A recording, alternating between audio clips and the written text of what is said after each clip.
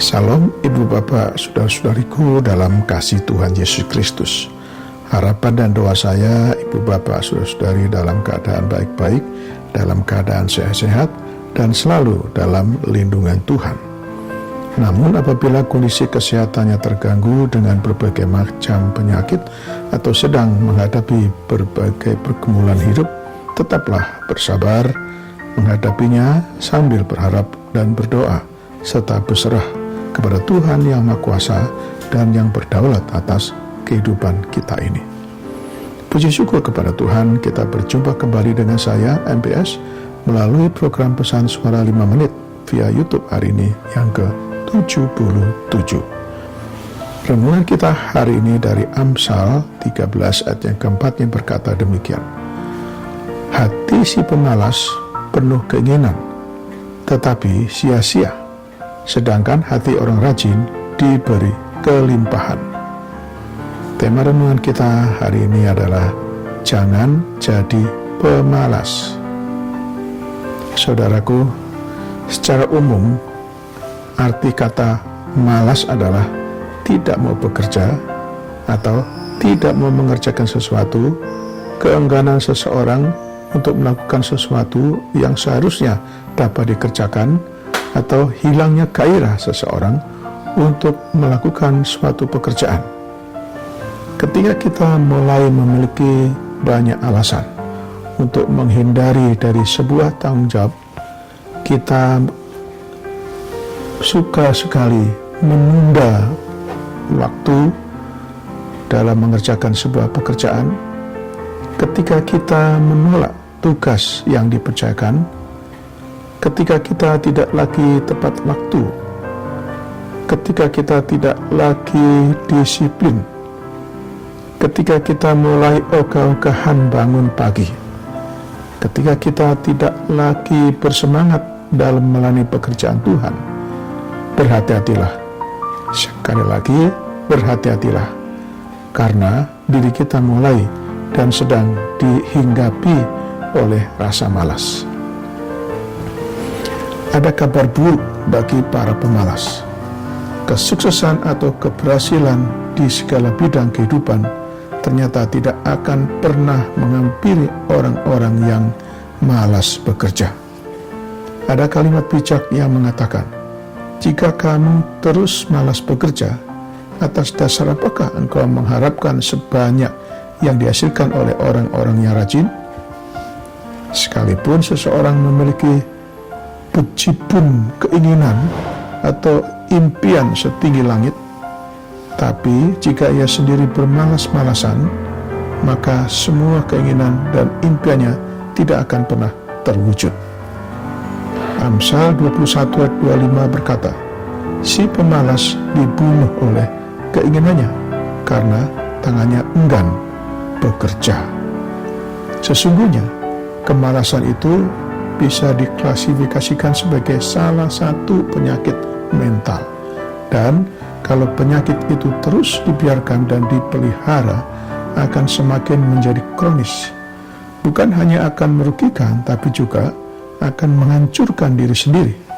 Karena itu, Rasul Paulus sangat menentang keras orang-orang yang malas. Jika seorang tidak mau bekerja, janganlah ia makan. Tertulis dalam 2 Tesalonika 3 ayat 10. Sebagai hamba Tuhan, sebenarnya Paulus berhak untuk mendapatkan kehidupan atau penghidupan dari orang-orang yang dilayaninya. Tetapi ia sendiri telah menunjukkan teladan hidup yang luar biasa dalam hal bekerja keras. Dalam 2 Tesalonika 3 ayat 7 dan 8, Paulus berkata, kami tidak lalai bekerja di antara kamu, dan tidak makan roti dengan percuma, tetapi kami berusaha dan berjerih payah siang dan malam, supaya jangan menjadi beban bagi siapapun di antara kamu. Berharap semua keinginan dan impian terwujud, jangan jadi pemalas. Demikianlah renungan kita hari ini. Selamat beraktivitas dengan iman dan iman yang teguh. Tuhan Yesus Kristus menyertai dan memberkati kita. Mari kita berdoa. Bapa kami yang di surga, kami bersyukur untuk firman-Mu hari ini. Terima kasih atas pencerahan-Mu bagi kami, agar kami memahami dan mengerti kehendak-Mu, yaitu supaya kami tidak jadi pemalas, tapi menjadi orang yang rajin dalam menjalani seluruh aspek kehidupan ini.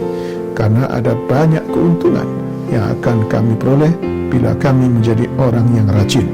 Rajin bekerja, rajin melayani, rajin berdoa, rajin baca Alkitab, rajin melakukan semua tugas dan tanggung jawab pekerjaan yang dipercayakan kepada kami.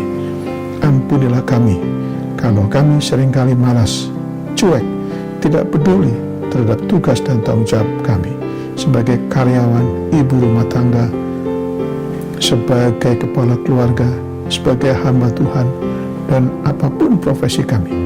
Mulai hari ini kami bertekad menjadi orang yang rajin, karena ada banyak manfaatnya kalau menjadi orang yang rajin. Tapi terlebih sebagai orang Kristen, kami bisa menjadi kesaksian untuk kemuliaan Tuhan.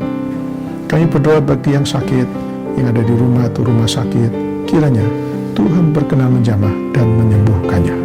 Kami berdoa bagi yang bergumul dengan berbagai masalah kehidupan ini, kiranya Tuhan berkenan menolong dan memberikan jalan keluar. Berkatilah seluruh aktivitas kami hari ini, ya Tuhan. Dalam nama Tuhan Yesus Kristus yang telah mengajarkan, kami berdoa. Bapa kami yang di surga, dikuduskanlah nama-Mu. Datanglah kerajaan-Mu, jadilah kehendak-Mu di bumi seperti di surga. Berikanlah kami pada hari ini makanan kami secukupnya, dan ampunilah kami akan kesalahan kami, seperti kami juga mengampuni orang yang bersalah kepada kami. Dan janganlah membawa kami ke dalam pencobaan, tetapi lepaskanlah kami daripada yang jahat. Karena Engkau-lah yang punya kerajaan dan kuasa dan kemuliaan sampai selama-lamanya. Amin. Sekarang terimalah berkat dari Tuhan. Tuhan memberkati engkau dan melindungi engkau. Tuhan menyinari engkau dengan wajah-Nya dan memberi engkau kasih karunia. Tuhan menghadapkan wajah-Nya kepadamu dan memberi engkau damai sejahtera. Berkat anugerah dari Bapa Surgawi, cinta kasih karena Tuhan Yesus Kristus dalam persekutuan dan penghiburan dari Roh Kudus menyertai kita semua dari saat ini sampai selama-lamanya. Amin.